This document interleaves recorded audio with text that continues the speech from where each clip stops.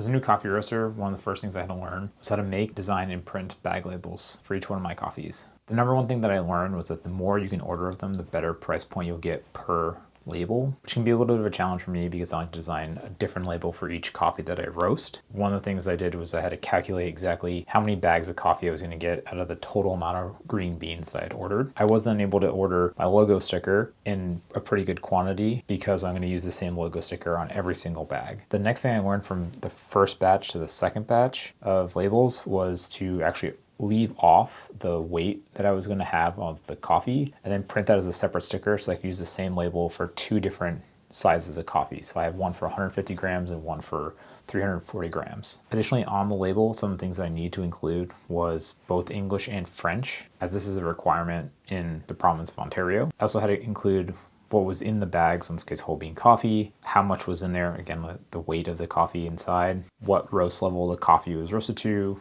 any description of the flavor inside the coffee, and then kind of additional things that I want to include on the label besides the design was my website and my social media handles, variety of the coffee bean that I sourced, who produced the coffee, what was the process of the coffee, and lastly the importer. One of the last things I had to do was put the actual date that I roasted the coffee following actually putting the beans inside the bag and sealing it closed. If you're at all interested in what was the inspiration behind the artwork on my bag labels, let me know and I can make another video about that. Thanks for watching.